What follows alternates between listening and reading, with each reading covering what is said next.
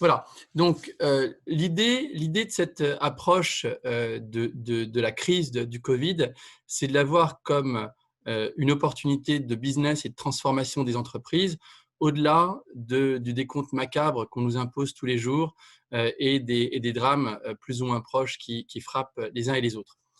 L'idée, donc, c'est de remettre le Covid dans une perspective qui est la perspective de la disruption et qui est une thématique qui est désormais assez largement acquise et diffusée dans les milieux de l'innovation, puisque c'est finalement le Graal, c'est-à-dire la façon très violente et très brutale de questionner le statu quo et de changer les règles du jeu.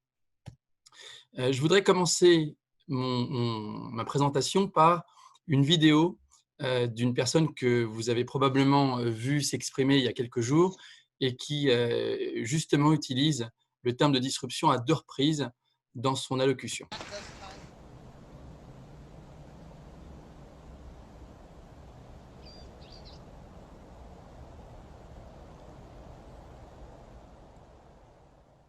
I'm speaking to you at what I know is an increasingly challenging time.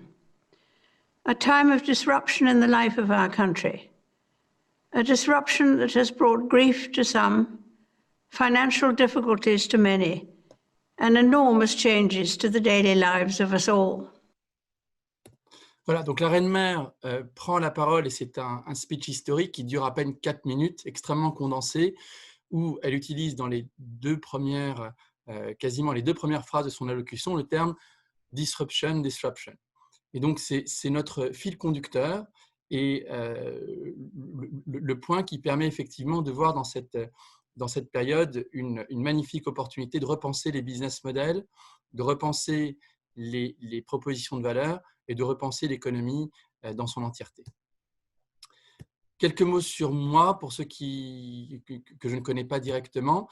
J'ai créé une banque d'affaires dans les technologies qui s'appelle Expen il y a une dizaine d'années.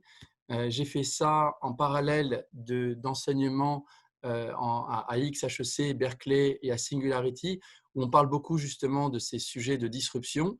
Expen a à peu près accompagné 200 transactions dans les domaines des technologies, des très visibles comme Deliveroo à des plus limités en exposition, mais très intéressantes comme Lilo, par exemple, une plateforme de doublage de dessins animés qu'on a vendu aux Américains. Avant ça, j'avais fait mes classes pendant 10 ans dans un fonds d'investissement qui s'appelle Ciparex, avec notamment une antenne en Silicon Valley pour la NASA, Red Planet Capital, et envoyer les premiers hommes sur Mars.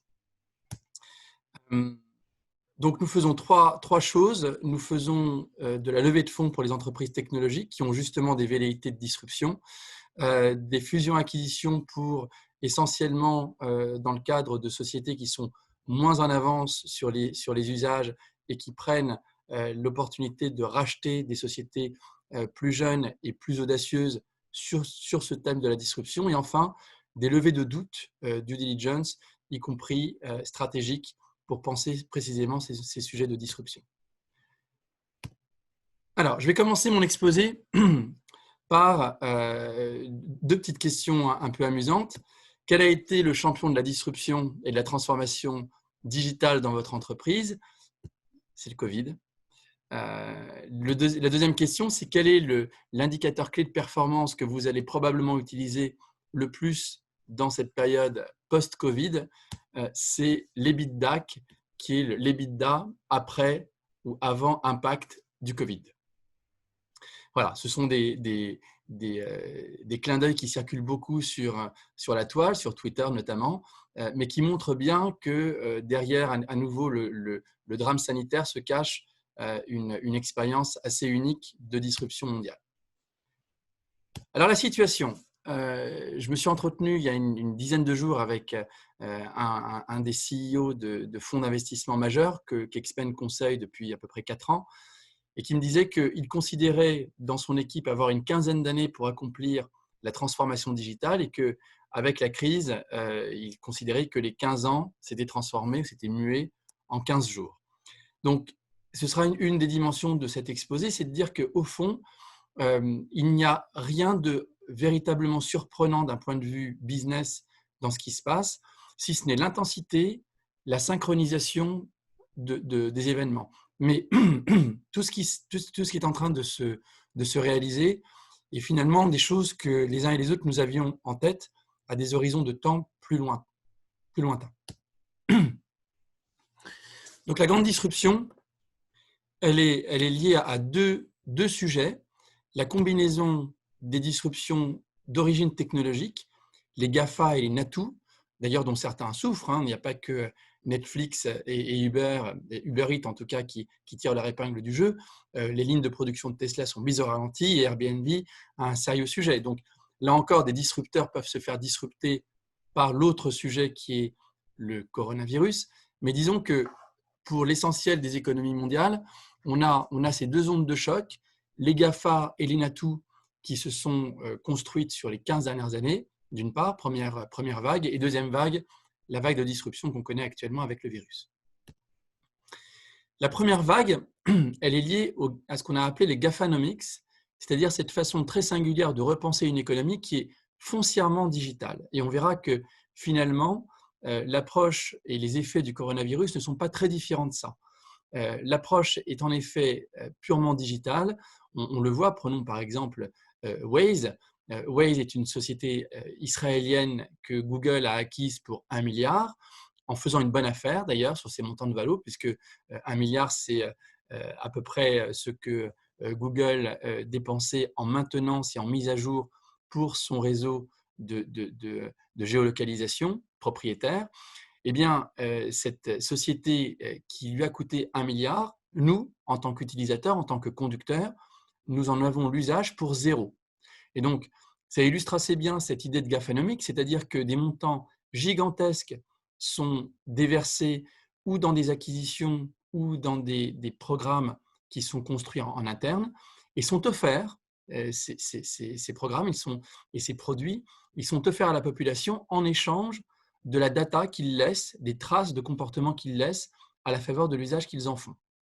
Le cercle est vertueux, d'une certaine façon. D'usage en usage, le logiciel apprend avec ses algorithmes à améliorer encore une fois et un peu plus l'expérience utilisateur et donc l'engagement de la communauté.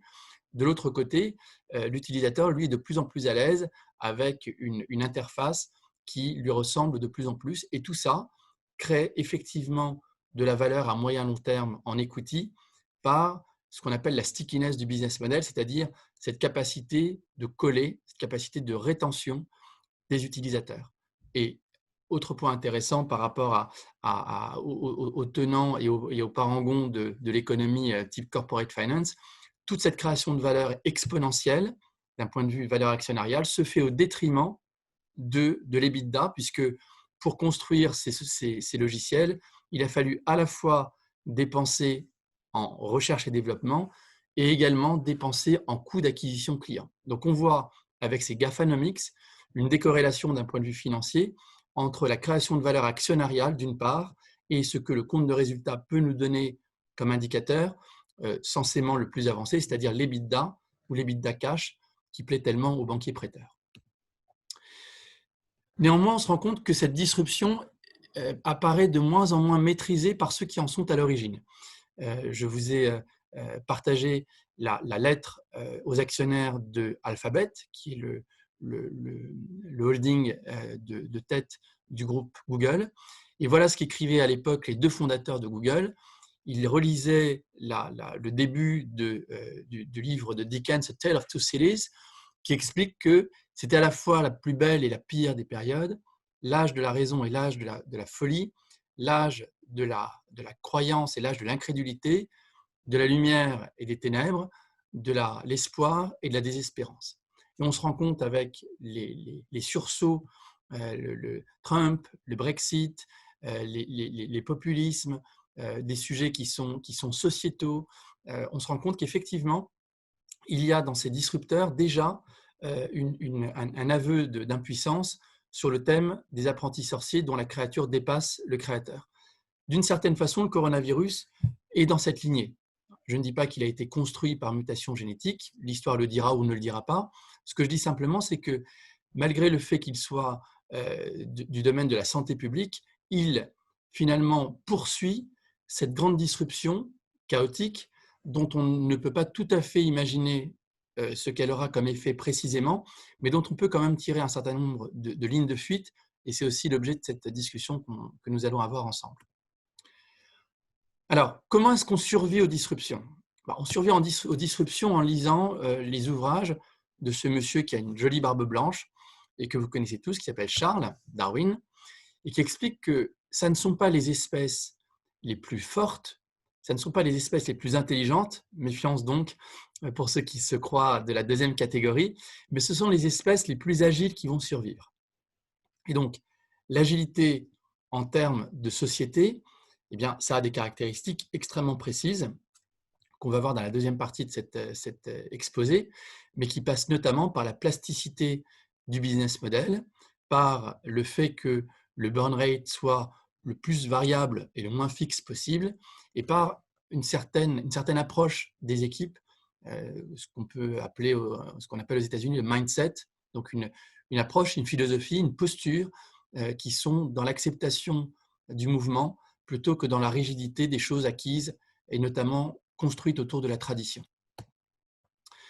Je voudrais partager avec vous un business case à ce stade qui me tient à cœur parce que c'est un business case qui fonde une partie de ma vie. C'est celui de l'éducation et la façon dont finalement, en 2 semaines, on est passé du learning au e-learning alors même que depuis 500 ans, on n'était pas parvenu à révolutionner la façon d'enseigner et d'apprendre de nos populations. Voilà une figure de 1480 où on se rend compte que la posture du sachant ex cathedra qui donne la lecture à des étudiants se retrouve étonnamment 500 ans plus tard en France avec la même posture et la même disposition de bureau. Idem en 1980 aux États-Unis. En 2016, il y a quelques années, dans mes cours à Jouy-en-Josas, à HEC. Et puis, il se passe il y a 2 semaines quelque chose de particulier que vous avez tous évidemment vu et subi. Et là, on est passé à ça. Et donc, c'est assez étonnant de voir que jusqu'à 3 semaines ou 2 semaines avant le coronavirus, nous avions à HEC, à DePhil, à Berkeley, à Stanford, évidemment pas à Singularity qui est le trublion de la bande, nous avions des questions sur la façon dont le présentiel et le hors les murs allaient finalement se mailler, indépendamment de la crise qui arrivait. Et puis, le temps d'un week-end, tous les campus des États-Unis et beaucoup de campus européens sont passés en digital. Et finalement, parce qu'il y avait une espèce d'intérêt supérieur du contexte, sont passés en force face à toutes les réticences et les résistances, essentiellement des mandarinats. Et ces mandarinats sont d'une certaine façon tenus par une vision traditionnelle de la domination du présentiel et de la relation humaine dans les murs plutôt que hors les murs. Un des effets positifs pour nous tous, c'est que nous avons, avec Classe Centrale et d'autres, accès aux meilleurs cours du monde d'une façon gratuite et depuis son salon. Alors, quelques éléments d'analyse là-dessus. D'abord, la science versus la conscience. Donc, vous connaissez tous l'adage « science sans conscience n'est que ruine de l'âme ». En ce qui concerne les postures disruptives des startups qui veulent questionner le statu quo et ensuite le remettre en question et le mettre à genoux, la science arrive avant la conscience. Il y a d'abord de la technologie, il y a d'abord des outils, et ensuite se forge un usage, se forge une conscience, se forge une étiquette. Regardez par exemple la façon dont les premiers d'entre nous utilisions les téléphones portables il y a 15 ans, par exemple. Il y avait beaucoup d'obscénité dans cette façon d'en faire un objet d'occupation de l'espace ou un signe distinctif d'appartenance. Et aujourd'hui, une véritable étiquette s'est mise en place. Tout le monde est sur vibreur quand on est dans un lieu public. L'usage se fait avec des casques, etc. La technologie par rapport aux usages, c'est un peu la même idée, mais un peu désenchantée, je dirais, et plus orientée business, puisque une technologie doit paver le chemin et capturer des usages qui sont naissants, et les technologies sans usage, ce sont des sociétés qui sont mort-nées, et il y en a beaucoup dans les laboratoires de recherche, qui ne sont jamais passés au stade de la commercialisation. Et puis, il y a Boileau avec son art poétique, qui nous explique les 3 règles du théâtre classique l'unité de temps, l'unité de lieu et l'unité d'action qui structurent l'art poétique et l'art théâtral depuis lors. Eh bien, le coronavirus fait exploser l'unité de lieu et donne la possibilité qu'on construise dans le monde qui suit, le monde qui vient, un monde qui soit éventuellement sans contact ou partiellement sans contact, mais surtout un monde dont le scénario nominal de rencontre et d'interaction interpersonnelle soit d'abord le numérique, d'abord le digital ou l'extrême local, et qu'ensuite on se pose d'une façon très singulière et très exceptionnelle la question de se retrouver ensemble dans des moments qui seraient des moments ou symboliques, ou de communion, ou de retraite, mais des moments pour lesquels la présence physique et, entre guillemets, le confinement soit un élément essentiel de l'expérience. Sans ça, il semble que des alternatives numériques soient de plus en plus privilégiées. Alors voyons comment la Silicon Valley, qui est le berceau de la disruption technologique, mais les usages suivent, voyons comment en Silicon Valley, l'approche et la posture des entrepreneurs permettent de gérer ces disruptions. Alors voilà l'icône dans la série Silicon Valley de HBO, qui est une vraie fausse caricature. Si vous avez l'occasion de regarder quelques bandes annonces ou épisodes, c'est vraiment très très drôle et très proche, heureusement ou malheureusement, de ce qui s'y passe. Alors qu'est-ce qu'un entrepreneur en Silicon Valley? C'est celui qui est représenté par la figure de Elon Musk, que vous voyez ici il y a une dizaine d'années, avant le lancement commercial de SpaceX, et qui arbore un t-shirt qui explique qu'il veut occuper Mars. Alors, occuper Mars, ça veut dire quoi, pour y avoir travaillé avec la NASA?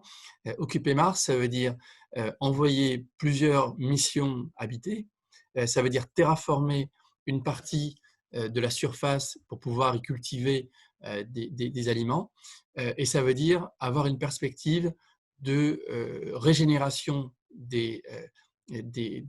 précisément des générations, de reproduction des générations sur place sans avoir à faire d'aller-retour. Donc, on se rend compte que l'entrepreneur Silicon Valley, il pense le monde post-disruption, alors même que son positionnement, quand on regarde les faits, c'est qu'il est un trublion, en général sous les radars, encore très humble, très modeste, mais il conçoit et il affiche le monde qui sera celui qui pourrait arriver à l'issue de son succès disruptif. De la même façon, on a Reid Hoffman, qui est le fondateur de LinkedIn, qui l'a vendu à Microsoft pour 35 milliards de dollars il y a maintenant une petite dizaine d'années, et qui explique qu'être entrepreneur, c'est se jeter du haut de la falaise et construire l'avion le temps de la chute.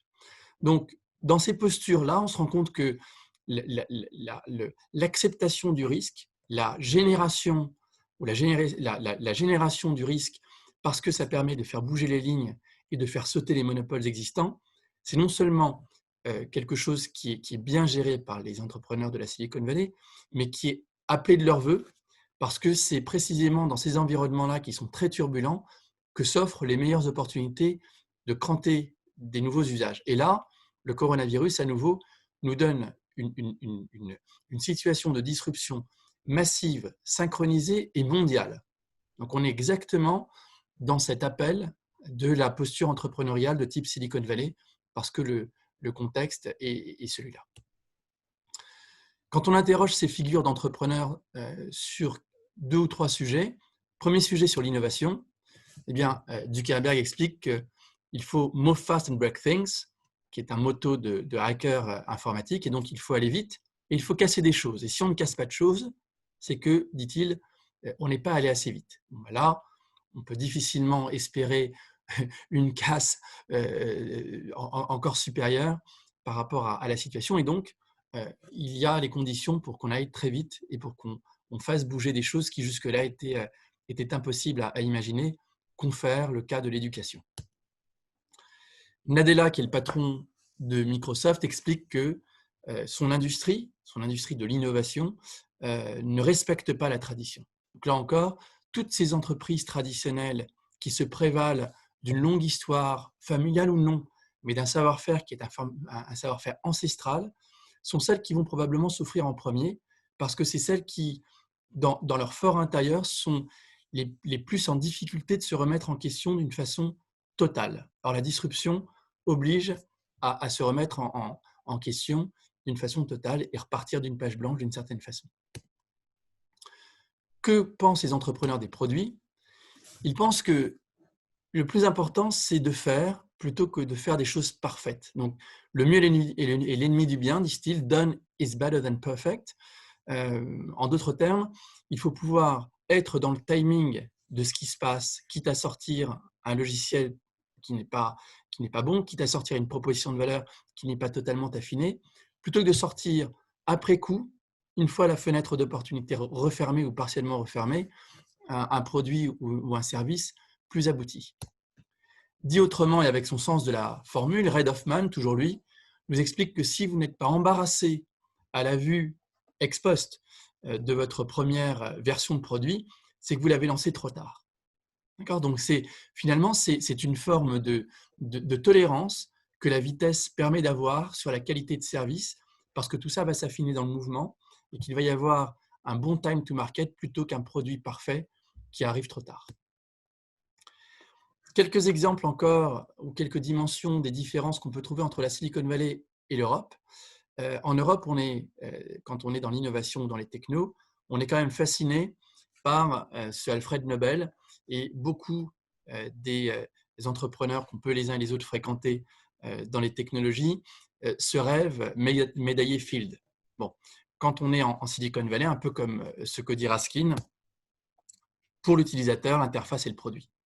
Donc, peu importe que derrière les algorithmes soient mal construits, soient encore avec quelques bugs, ce qui est important, c'est le confort d'utilisation, c'est ce côté addictif qu'on retrouve essentiellement dans les logiciels qui sont conçus en Silicon Valley, parce que la Silicon Valley, et c'est une des clés de compréhension des GAFAnomics, la Silicon Valley est tout entière tournée vers l'utilisateur.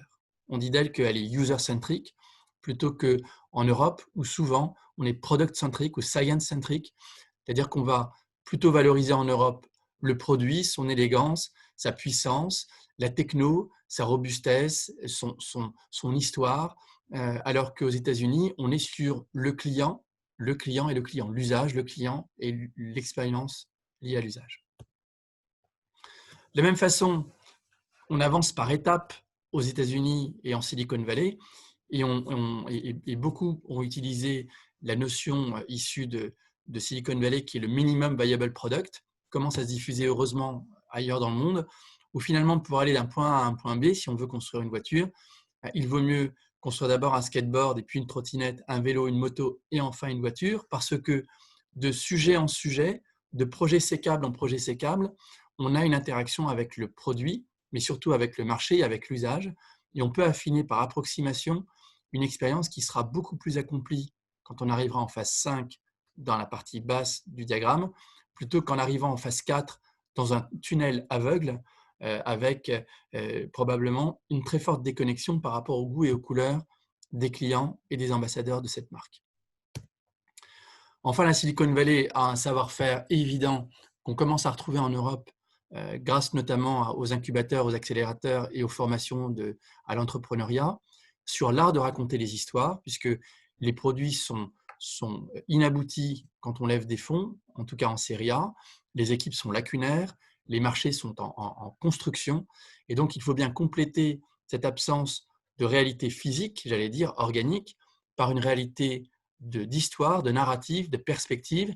Et c'est vrai que la narrative à l'européenne ou à la française, c'est souvent une espèce de CV égrenée et particulièrement ennuyeuse, alors qu'aux États-Unis, c'est vraiment l'art de l'histoire à chute, c'est l'art de l'émotion, et c'est ce que Steve Jobs expliquait dans son speech en Commencement Ceremony à Stanford, pour les jeunes diplômés il y a une quinzaine d'années maintenant, quand il parlait de connecting the dots, c'est-à-dire regarder dans le rétroviseur et imaginer les 2-3 faits saillants, y compris personnels, y compris émotionnels, qui permettent d'expliquer pourquoi un tel est là, ici et maintenant, et pourquoi son entreprise est dans le bon momentum de marché.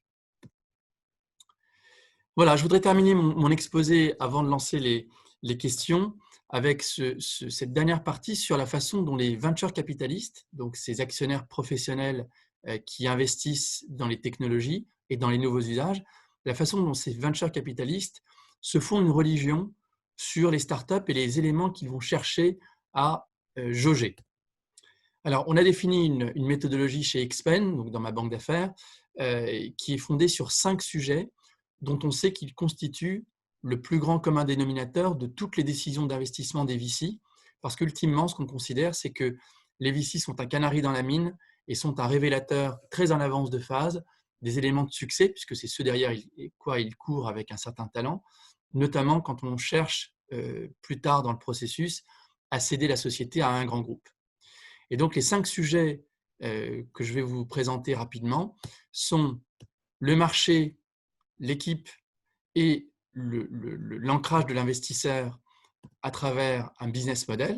Donc, en gros, l'idée est ici de dire qu'une fois qu'on a identifié un marché avec une taille, une traction, une persona, qu'on a rassemblé autour de soi en tant qu'entrepreneur une équipe avec des savoir-faire divers et variés, on y reviendra, et qu'on a sollicité un investisseur parce que ces fortes croissances nécessitent du cash avec une contrepartie equity, les banques ne prétendent pas, et les business angels et les family office n'ayant pas les poches assez profondes pour suivre des croissances exponentielles.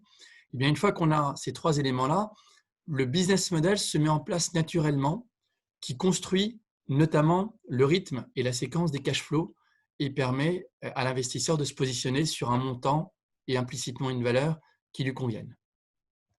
Une fois que ce triptyque-là est validé, on se projette dans le temps, puisque l'idée n'est pas de créer seulement une entreprise de bonne qualité, mais un investissement qui rapportera de l'argent. Et l'argent dans le monde du VC, ça ne sont pas des dividendes, ça ne sont pas des coupons, ce sont des capital gains, donc ce sont des plus-values. On va créer un avantage concurrentiel de long term competitive advantage, et ultimement une sortie industrielle. Voilà, donc je voudrais, pour conclure cette présentation, faire un double clic sur chacun de ces 5 sujets, et ensuite on pourra commencer les questions-réponses. Le marché d'abord.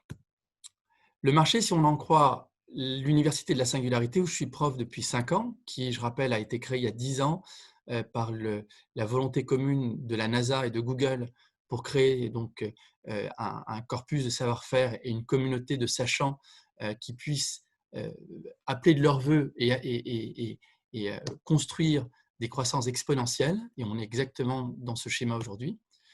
Eh bien, on a 2 types de visions du monde en ce qui concerne la construction et l'évolution des entreprises. On a une vision qui est linéaire et qui est classique, celle de Noël Béot, par exemple, qui consiste à dire, voilà, le chiffre d'affaires augmente de 2, 3, 4, 5% par an, 1 à 2 fois l'inflation le cas échéant.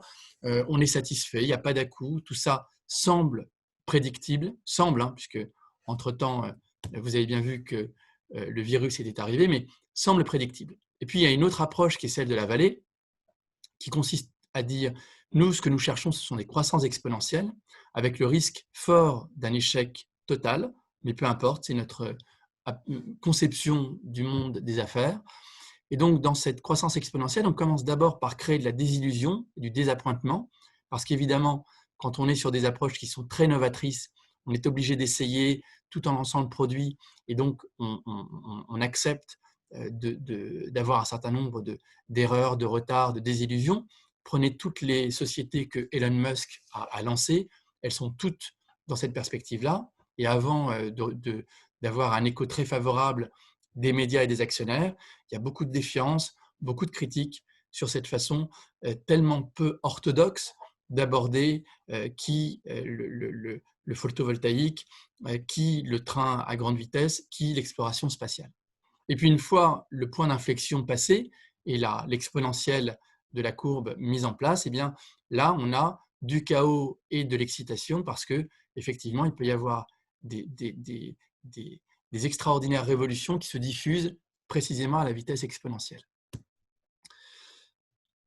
Dans la période actuelle, on peut revisiter le cycle d'adoption de la technologie en y mettant un virus, là encore, qui va hystériser le sujet, et qui va encore plus vite que dans le monde que nous connaissions avant, faire passer des sociétés qui semblent être anecdotiques, qui semblent être des gadgets, les nice to have, en must have. J'ai quelques exemples à vous soumettre de sociétés nice to have qui, en 2 semaines de confinement, sont passées en must have absolu. Zoom, très peu de personnes connaissaient. Alors, nous, chez Expen, comme on a des équipes à San Francisco, on utilise Zoom, mais si ça n'avait tenu qu'à nous, pour tout vous dire, on aurait continué d'utiliser Skype. Simplement, en Silicon Valley, Skype est vu d'une façon très péjorative, ne serait-ce que parce que ça a été acquis par Microsoft et que Microsoft est vu comme un des géants à abîmer ou à disrupter. Et donc, on a été obligé de se convertir à Zoom il y a déjà quelques temps. Mais d'une façon, j'allais dire, locale ou européenne, Zoom, c'était une société qui n'était pas si connue que ça.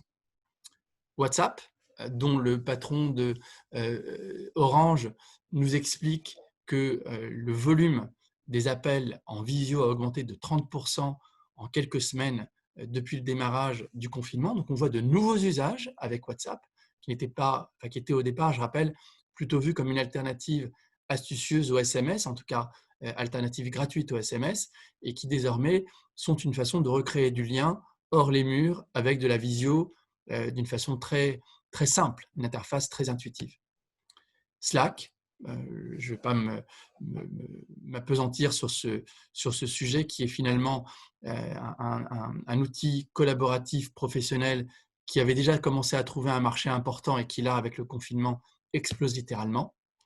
Et puis Doctolib, qui a été construit pendant l'année de HEC Entrepreneur par Stanislas Nox-le-Château et qui est la deuxième licorne après Blablacar en France. Donc, on est très fiers de cette société qui était déjà valorisée plus d'1 milliard l'année dernière et qui, littéralement aujourd'hui, offre une nouvelle façon de penser la relation docteur-patient.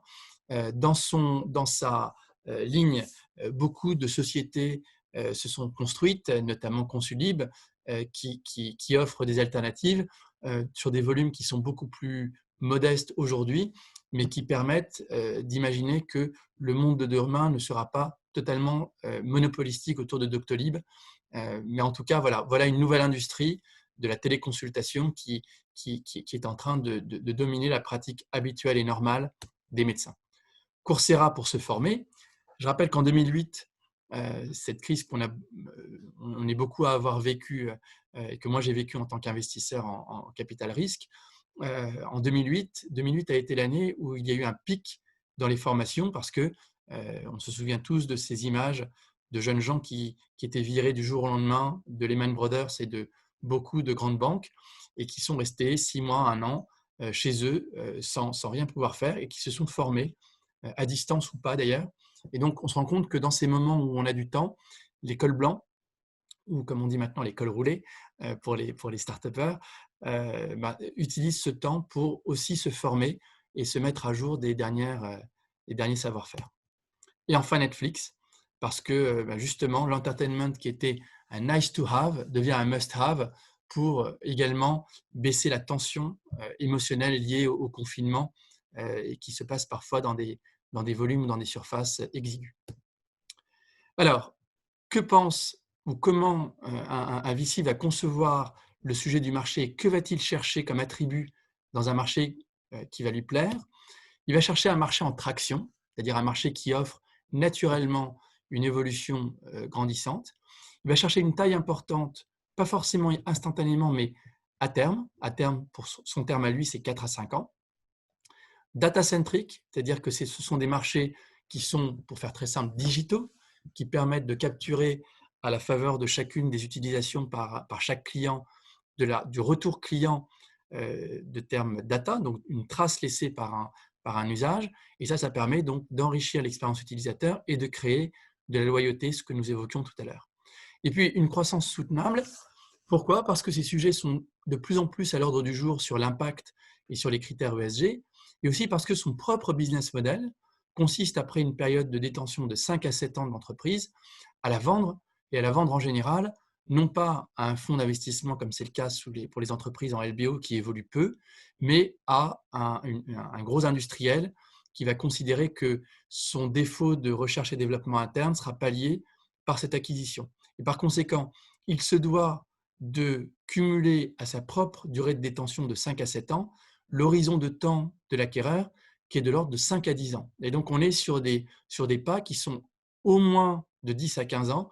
Et donc, il faut que la croissance soit soutenable. Il ne faut pas que ce soit une croissance tactique. Ça ne marche pas. Deuxième sujet, l'équipe. Alors, voilà les portraits d'équipe qu'on peut retrouver et qui sont les nouveaux héros dans tous les sens du terme de l'époque. Là, on a Emergency Room, urgence en français. Il y a quelque temps, on avait l'équipe de France, évidemment. On a depuis toujours, et pour encore de longues années, j'espère, la version comics des héros, donc les 4 Fantastiques, et puis la version Toons pour les plus jeunes ou pour les plus nostalgiques. Je fais malheureusement partie de la deuxième catégorie. Quels sont les attributs de ces équipes? Qu'est-ce qui les définit quand on les regarde de façon mosaïque? Eh bien, si on en croit le motto de Cal, de Berkeley, Adversity and Diversity. Ce qui fait une équipe victorieuse dans un monde chaotique, c'est des équipes comme un tout et comme des individus qui ont connu l'adversité, des difficultés, des problèmes de santé, des problèmes familiaux, un déracinement, et la diversité pour que, puisqu'on est incapable de prévoir précisément ce dont demain sera fait, puisque ce sera l'effet d'une combinaison de disruptions dont certaines sont à notre initiative, eh bien, l'idée est d'avoir dans l'équipe des profils assez divers pour avoir toutes les combinaisons ou le plus de combinaisons possibles de savoir-faire et de savoir-être pour faire face. De façon plus précise, créativité et discipline, qui sont schématiquement les 2 hémisphères du cerveau, même si c'est remis en question d'un point de vue organique, l'idée reste intéressante. Il faut des gens qui soient plutôt des créatifs, qui soient en permanence à penser en dehors de la boîte, et des gens qui pensent dans la boîte, qui est la discipline de militaire, pour qu'on puisse aller de l'avant et se réinventer en permanence. Travail acharné, résilience, qui ne veut pas dire invincibilité, qui veut dire pouvoir se repenser précisément face à l'adversité et survivre. Et puis, les 2 derniers points sont liés au relationnel qu'on entretient avec les investisseurs professionnels. Il faut que le VC trouve sa place et inspire une forme de respect et pas une forme de crainte. Et donc, il faut qu'il soit vu comme un sparring partner, ce qui implique que dans les équipes des venture capitalistes, qui doivent aussi être faites d'adversité et de diversité, on est des venture partners et on est des anciens entrepreneurs pour que la communion d'esprit soit pleine et qu'il y ait une percolation des savoir-faire. Sinon, le VC risque d'être conçu uniquement comme un guichet pour avoir accès à du financement. Et puis un alignement d'intérêts qu'on construit sur la définition unique du succès, qui est la création d'une situation de plus-value et pas seulement la création d'une situation de disruption dont on ne serait pas un des bénéficiaires. Le business model maintenant, voilà un business model classique qui est celui d'une mise en équation d'un compte de résultat ou d'un cash flow statement où on a des coûts fixes ordonnés à l'origine, on a des coûts variables qui évoluent de façon linéaire avec un volume de produits ou de services vendus, et puis un break-even, un nombre de tables, par exemple, au-delà duquel le service de midi d'un restaurant est positif. Voilà, ce sont des visions qui sont extrêmement figées et qu'on ne peut concevoir que quand il y a un process industriel ou quand il y a précisément une unité de lieu où, en effet, en dehors de Deliveroo et autres, eh bien, une salle qui fait 100 places fait 100 places et est difficile d'en avoir 200 à part en faisant une rotation de x2. Tout ça est malmené aujourd'hui et la seule façon de s'en sortir, c'est l'art du pivot. Alors le pivot, c'est quoi? Dans le monde d'avant, c'est le fait d'avoir fait un échec parce qu'on a mal compris son marché, son produit.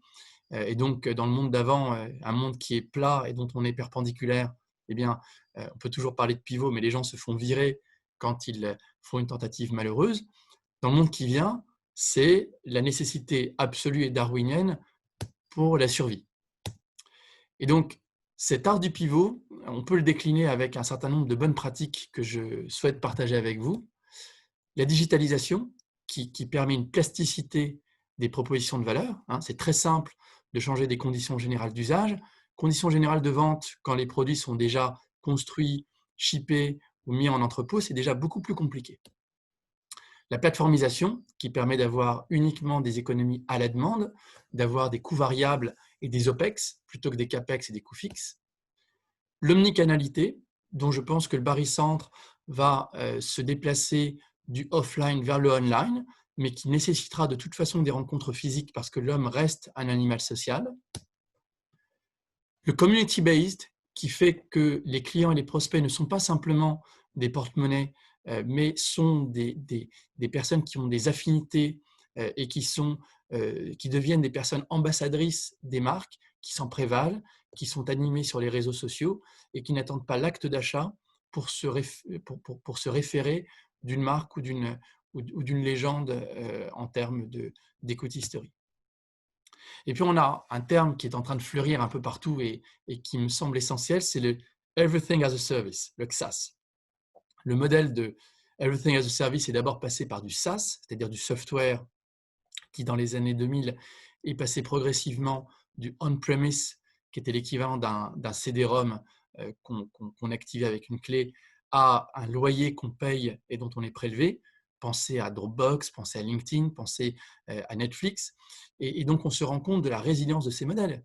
Qui d'entre vous a arrêté son abonnement de Dropbox ou a arrêté son abonnement Canal+, d'ailleurs, ou Netflix, ou LinkedIn, parce qu'il faut faire des économies pour ceux qui n'ont pas de visibilité sur des cash flows qui viennent? Personne. Parce que ce sont des loyers qui ont des montants et des propositions de valeur qui anesthésient le jugement et qui forment d'une certaine façon un fond de cuve des dépenses personnelles et professionnelles. Et puis donc variable OPEX versus CAPEX que j'ai évoqué tout à l'heure. Donc le business model, quels en sont les attributs d'un point de vue VC? Eh bien, la première vertu du business model, c'est d'équilibrer le marché, l'équipe et l'argent mis par le venture capitaliste. Et ensuite, d'autres attributs, il faut que ça puisse être scalable, c'est-à-dire que ça passe à l'échelle sans trop se déformer, que ce soit facile à pivoter, donc à réinventer, que ce soit centré sur l'utilisateur, ce que j'évoquais tout à l'heure en parlant des GAFA, data-driven, resilient. Simple and stupid, c'est peut-être un terme qu'on voit moins. Dans les chaînes de commandement et de décision des venture capitalistes, il y a de nombreux comités et les personnes qui vont instruire le dossier ne sont pas celles qui vont prendre ultimement la décision. C'est souvent la même chose dans les grands groupes. Et donc, il faut que votre proposition de valeur et le positionnement de l'entreprise soient simples et stupides pour que ce soit facile à comprendre et à manipuler pour des personnes qui éventuellement ne vous ont pas vu en personne. Voilà, on a presque terminé cet exposé. L'avantage concurrentiel de long terme, c'est à peu près tout, sauf la propriété intellectuelle, qui ne marche que dans les environnements qui se meuvent très lentement, par exemple les biotechnologies ou les microprocesseurs. Là, effectivement, ériger un mur avec de la propriété intellectuelle, ça semble utile. Dans le reste des économies, on ne peut pas désarmer autrui et donc il faut courir plus vite que les balles. Et donc, c'est le positionnement stratégique, c'est la stickiness du modèle, c'est cette façon de créer de la loyauté, c'est le fait de créer un business qui est répétitif et qui permet de vendre plus et mieux. C'est, si je veux, dernier point, le fail fast, fail good approach, qui consiste précisément à se réinventer sans y voir d'échec. C'est ça qui va construire un positionnement très difficile à challenger pour des nouveaux entrants. Et puis pour conclure, la stratégie de sortie, il y a plusieurs façons de sortir, plus ou moins glorieuses, mais ce sur quoi je veux mettre l'emphase, c'est faire sauter éventuellement un lieu commun qui est une hérésie. C'est le trade sell price, c'est-à-dire une sortie industrielle par cession à un grand groupe qui permet d'avoir le meilleur succès pour un investisseur professionnel plutôt qu'une introduction en bourse, pour une raison simple et qui est à la fois pratique et théorique, c'est que par rapport à un prix de marché, la vente ou la cession à un industriel recèle deux primes complémentaires à la valeur intrinsèque. Premièrement, la prime stratégique, qui est une partie des synergies attendues qui est mise dans le prix, et d'autre part, la prime de contrôle qui permet de valoriser l'influence qu'on aura sur la société. Voilà, en guise de conclusion, je voudrais juste te rappeler qu'en 2008, pendant la grande récession, il y a eu la création de sociétés qui ont totalement marqué le monde de demain, donc le monde depuis 12 ans, et qui probablement pavent le chemin du monde post-Covid. Il n'y a qu'à penser à Dropbox, WhatsApp, Uber, Instagram, Square, Slack, Pinterest, etc. Donc, vous voyez que c'est dans ces périodes-là aussi où finalement les économies sont tordues et sont mises sous pression que l'imagination est véritablement au pouvoir et qu'on peut créer de grandes choses. Je vous remercie pour votre attention et je serai ravi de prendre toutes les questions dans notre conversation qui démarre maintenant. Bonjour. Est-ce Bonjour. que oui. Je suis Karen Serfati. J'ai une question, je ne suis pas sûre qu'elle soit très appropriée, mais peut-être. Est-ce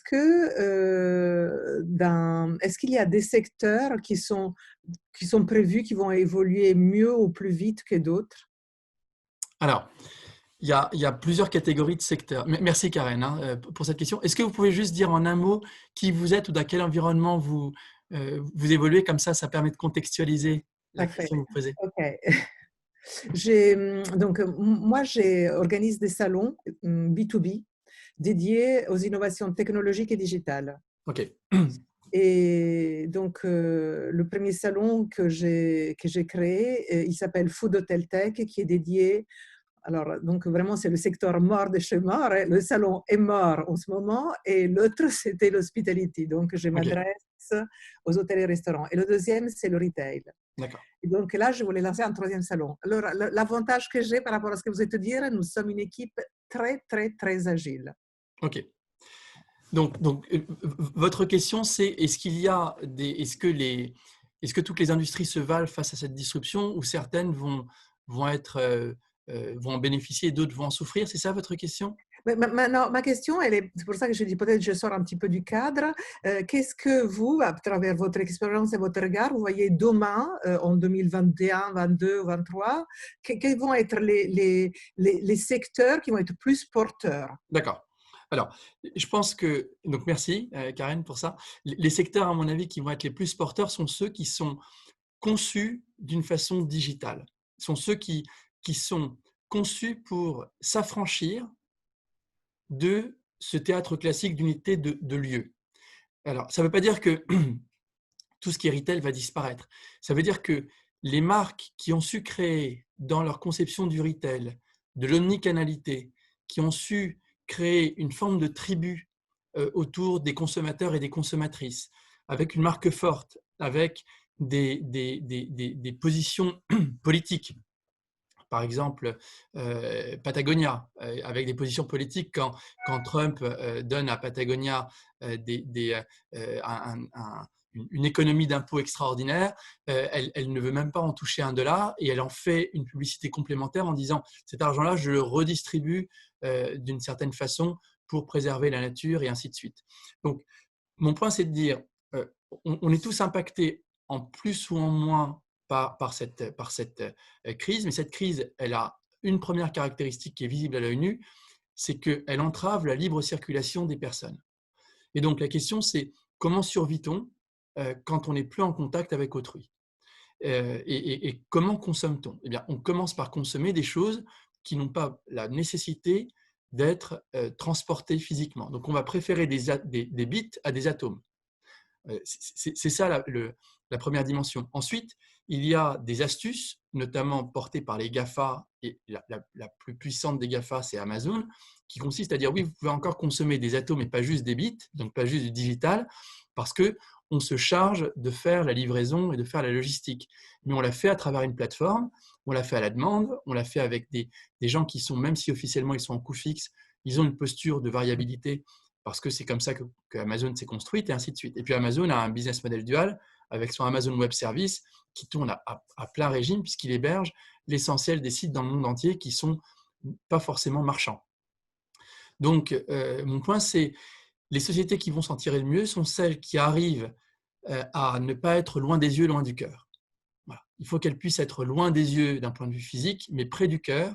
Et pour ça, avoir créé des communautés avec des affinités, avec un lien d'appartenance, et continuer, alors même qu'il n'y a plus l'acte le plus rudimentaire et le plus essentiel de consommation, qui est d'aller physiquement dans un hôtel, dans un lieu de loisirs, dans une salle de théâtre ou dans un magasin physique, et bien pouvoir continuer à vendre d'une certaine façon, ou vendre sur un séminaire qui est passé en full digital, ou vendre avec une livraison à la maison, ou vendre des plans qui vont être imprimés en 3D à proximité, peu importe, ou vendre avec des partenaires si on est sur des grandes chaînes agroalimentaires et qu'on switch vers du locavore, avec des partenaires qui sont locavore. On a fait une transaction dans ce sens-là, on a vendu le comptoir local il y a 1 an à la ruche qui dit oui.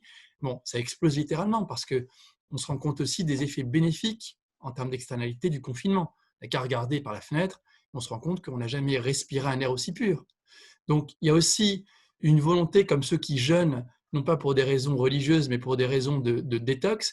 Il y a aussi peut-être une façon de scander une espèce d'arrêt de jeûne, comme il y avait les journées sans voiture, il y aura probablement peut-être demain des journées de confinement qui seront voulues par les populations pour purger l'empreinte carbone. Donc, il y a beaucoup d'usages qui sont en train de se mettre en place, et ceux et celles qui en tireront bénéfice sont ceux et celles qui arrivent, à travers le lien Internet, à maintenir une loyauté et un engagement de leurs clients et de leurs prospects. Merci beaucoup. Merci.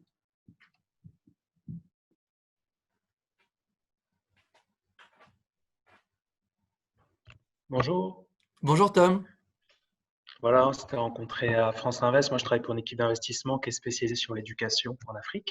Et Oui. je voudrais justement réagir à l'exemple de l'éducation qui est assez évident pour tout le monde. On s'est mis au e-learning en l'espace de quelques semaines. Et dans le on, j'entends les universités en France, mais aussi par exemple en Afrique et probablement partout dans le monde. Selon toi, quelle est la probabilité que tous ces modèles éducatifs se maintiennent tels qu'ils sont aujourd'hui, c'est-à-dire à distance? Est-ce qu'on est sur de la transformation de long terme ou il y aura une phase de redescente vers les modèles traditionnels? Est-ce qu'on est sur un effet de seuil dans ces nouveaux usages qu'on observe actuellement ou est-ce qu'il y a un certain nombre de business qui repartiront avant tout en gardant effectivement cette possibilité de digitalisation, mais qui sera accessoire ou complémentaire, mais pas centrale pour leur business model? Merci. Ok. Alors, je crois et je veux croire que le monde de demain ne sera plus du tout le monde d'hier de ce point de vue-là. Donc, ce que je pense, c'est que des modèles qui étaient des modèles un peu expérimentaux, même s'ils existent de longue date, par exemple dans des écoles un peu alternatives, les Montessori, par exemple, hein, pour ne citer qu'elles, qu'on connaît très bien, c'est les classes inversées, par exemple, cette façon de déconnecter et déjà de construire quelque chose qui n'est pas uniquement ex cathedra, avec un contenu qui est d'abord envoyé à distance, et le CNED, hein, le Centre national d'éducation à distance, c'est une des fiertés de l'éducation nationale, même si c'est souvent méprisé parce que c'est pour de la formation continue. Il y a toujours eu une vision un peu péjorative des élites pour ça. Le CNED a été en avance sur son temps, et ça existe depuis les années 70, et le Conservatoire des arts et métiers, notamment dans les relations entre l'Europe et l'Afrique, comme tu sais probablement. Donc, simplement, le virage Internet a eu du mal à prendre, et le CNED a été finalement une symbolique plus qu'un acteur majeur aujourd'hui, sauf à se réinventer. Mais on en est là. Et donc, ce que je pense, c'est qu'il va y avoir, dans le meilleur des cas, de l'omnicanalité, là encore.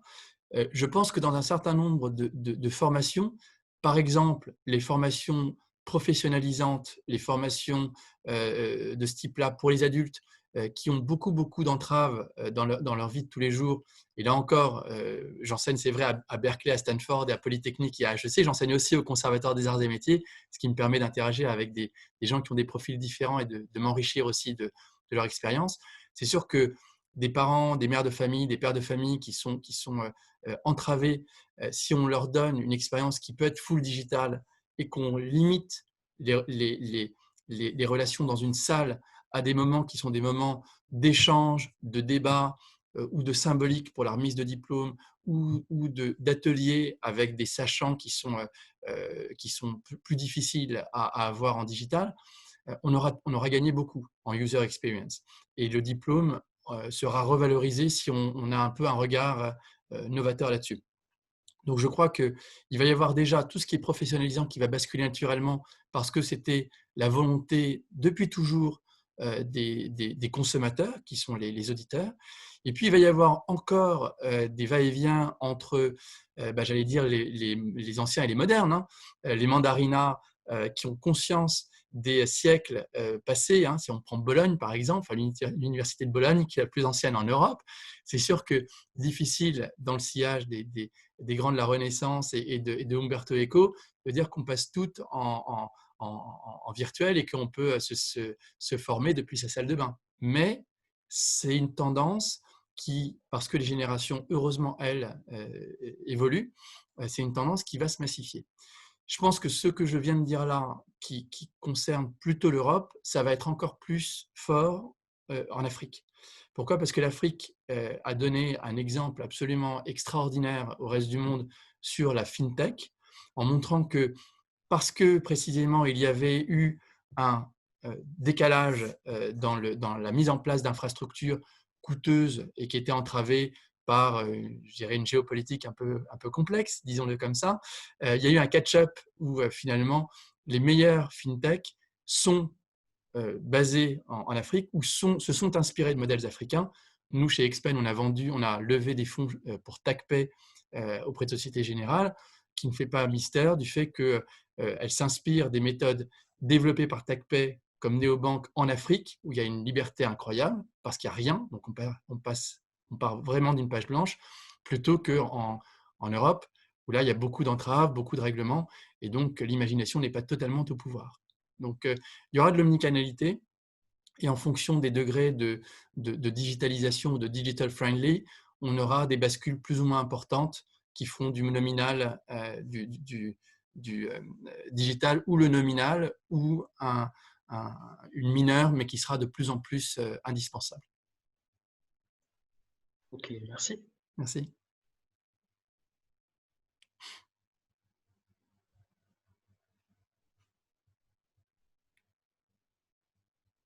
Autre question ?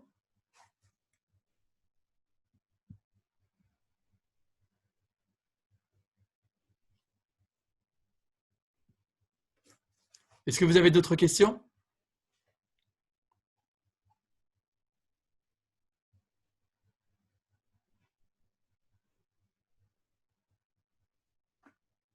Non ? Philippe, est-ce que tu veux poser une question ? Je te vois clapper des mains. Non, Olivier, j'ai pas de questions, je vais te remercier. En plus, j'ai un autre meeting derrière, donc tu as planifié 11-12, c'est parfait, on est à l'heure. D'accord. Olivier, bonjour, c'est Corinne Evans. Bonjour Corinne. Est-ce que tu peux dire en un mot qui tu es ou ce que tu fais ? Moi, je te connais bien sûr, mais pour nos… Disons que je gère un family office, donc je fais de l'asset management. On a un département immobilier avec de l'hôtellerie qui est le plus actif. Et puis, on fait des investissements en private equity, on fait de la gestion de liquidité. D'accord. Et puis, on a une start-up en joaillerie. Oui.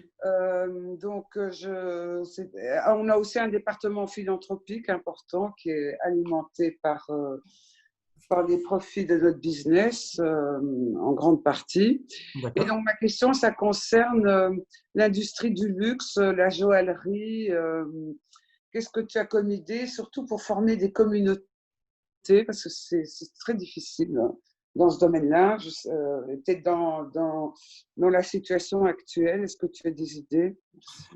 Oui, alors je ne peux pas les citer, mais on a des mandats de conseil historiques, stratégiques avec des grandes marques du luxe et qui ont effectivement des départements, notamment joaillerie.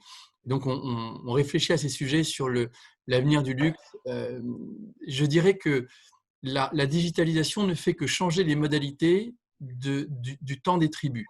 Le luxe, c'est beaucoup une question d'appartenance, en tout cas quand on schématise, hein, et évidemment je parle comme un béotien face à toi, mais de ce que nous on tire chez Expen comme ligne de fuite pour éventuellement transformer les business models, c'est de dire que la joaillerie, c'est de la représentation, c'est de l'appartenance, et que donc il y a une alliance objective très simple à comprendre entre l'addiction et le temps de ces tribus sur le support digital et l'appartenance physique par des effets qui sont des effets symboliques.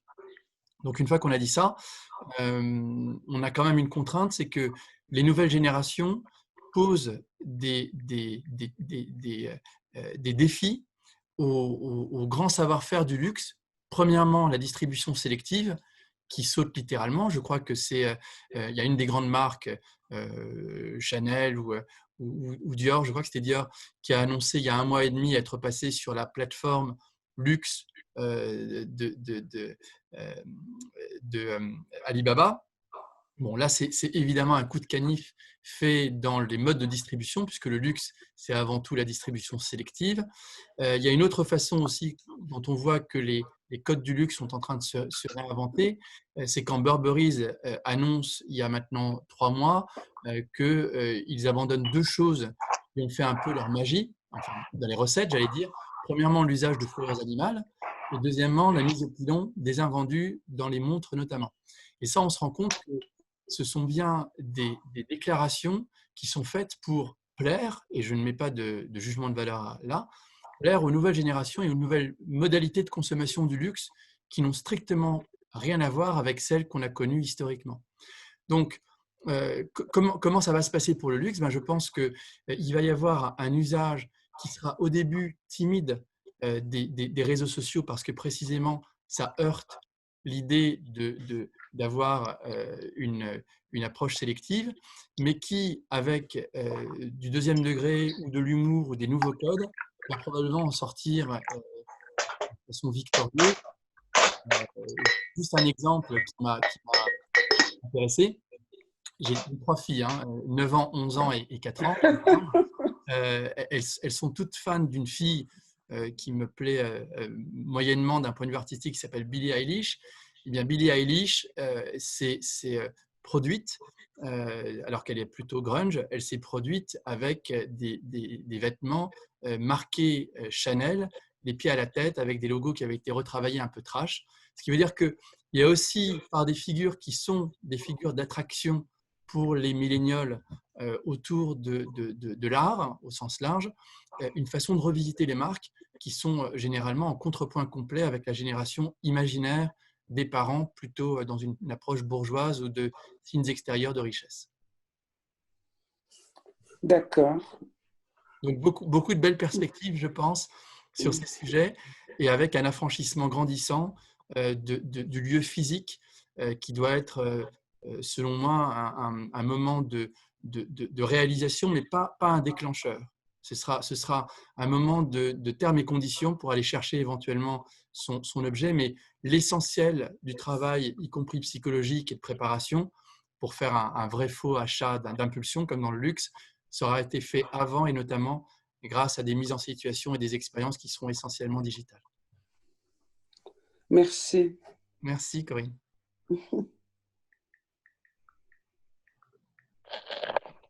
J'ai une question. Oui, Agathe. Est-ce que pendant le confinement, il n'y aura pas des secteurs d'activité qui vont chuter? Alors, merci. Alors, Agathe, c'est ma fille, au passage.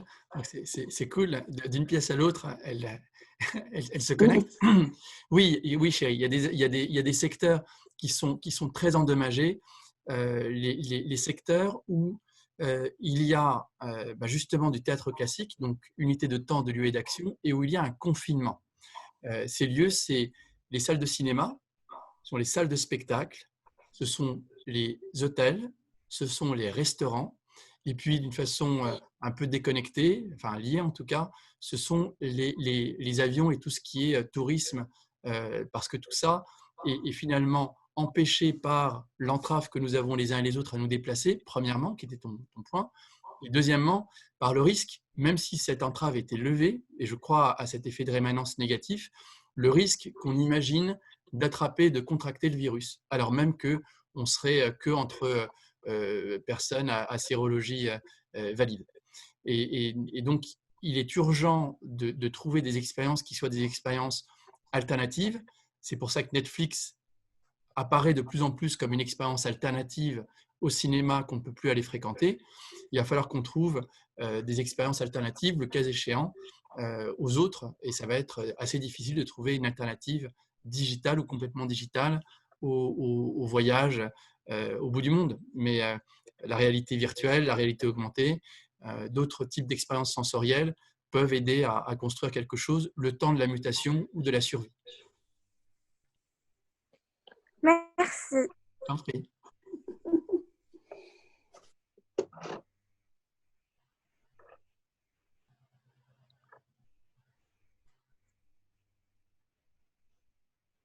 Philippe Leroux, je vois que tu es là avec une jolie photo. Tu as, je sais, 1000 questions. Est-ce que tu veux en partager une avec nous?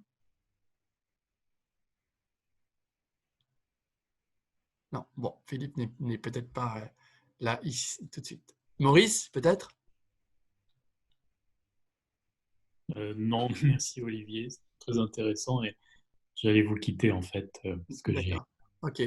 un call à passer. Voilà, Entendu. merci en tout cas, à plus tard. Merci à toi Maurice, à bientôt. Bonjour Olivier, c'est Louisa. Salut Louisa. Bonjour. Donc, je participe à cette deuxième séance. D'accord, merci. Parce que le contenu, effectivement, de la première de ce vendredi était assez intéressant, le débat qui a suivi également. En un mot, qui tu es, s'il te plaît, pour nos amis? Donc, en fait, donc moi, je suis venture capitaliste et entrepreneur. Et donc, j'ai créé un fonds d'investissement qui investit sur les marques émergentes indiennes dans les B2C, qui est aujourd'hui un petit fonds. Et en parallèle, j'ai développé une activité d'investissement dans la tech en Inde, que je commençais à initier en tant que board member d'une société technologique qui s'appelle Claranova. Voilà. Donc, j'ai ces deux casquettes, en fait, tech et B2C. Et donc, la question que je souhaiterais te poser, Olivier, c'est l'impact, en fait, de cette crise sur le mindset du management. Est-ce qu'on ressent, et ça c'est un peu difficile à identifier aujourd'hui, quand on parle par exemple des responsabilités sociales des entreprises, est-ce qu'on ressent qu'il y a un changement de mentalité sur le management et de leadership, de style de leadership, hein? Donc, on a discuté de plusieurs sujets purement plus business lors du dernier rencontre. Mais est-ce que, à ton avis, il y aura une concrétisation de ces nouveaux valeurs qu'on peut appeler responsabilité sociale, on peut appeler humaniste, associées clairement aux valeurs économiques, ou pas? Et ça, c'est la première question. Et est-ce que on considère qu'aujourd'hui, tu as les énormes capital gains qui sont réalisés par les hedge funds, on en voit plusieurs, pourront être appelés à contribution pour financer cette crise sanitaire. Ok, merci Louisa, c'est un vrai plaisir d'avoir des questions pareilles de façon générale. C'est un peu fort, mais bon.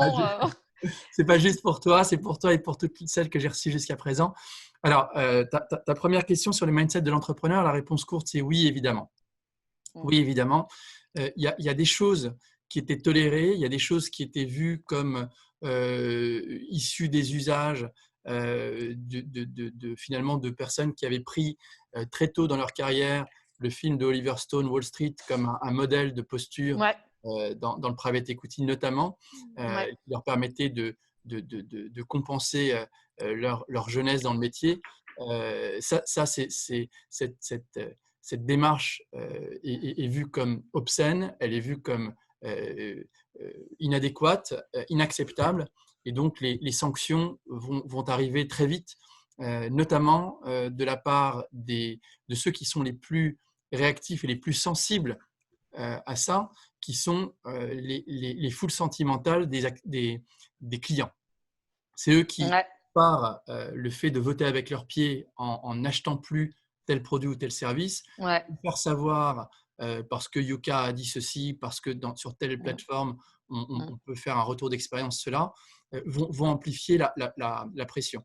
Dans un deuxième temps, parce que les cycles sont ainsi faits, les limited partners vont continuer de mettre une pression, vue d'hélicoptère, sur les GPs, pour que, donc, sur les gestionnaires de fonds, les venture capitalistes et les private equity. Et finalement, donc, il y a une prise en tenaille des entrepreneurs et d'une certaine façon des fonds d'investissement qui les financent pour aller de plus en plus, pousser de plus en plus le curseur vers la soutenabilité des économies. Et la soutenabilité, rien de nouveau sous le soleil, c'est l'ESG, c'est-à-dire l'environnement, le social et la gouvernance, qui ramassent à peu près tous les éléments qui constituent dans les organisations des éléments de résilience et de soutenabilité. Donc le mindset de l'entrepreneur va être en phase avec ça, simplement pour sa survie et pour son accès aux capitaux et pour son accès au marché. Donc ça, c'est un premier élément de réponse, en tout cas une première réponse à ta première question. La deuxième question, elle me paraît essentielle. GAFAnomics et les GAFA de façon générale sont l'incarnation d'une vision libertarienne du monde. Et les libertariens, c'est une notion que je peux résumer comme ça et qu'on résume comme ça en général, c'est qu'un couple homosexuel a le droit de défendre son plant de cannabis avec sa carabine.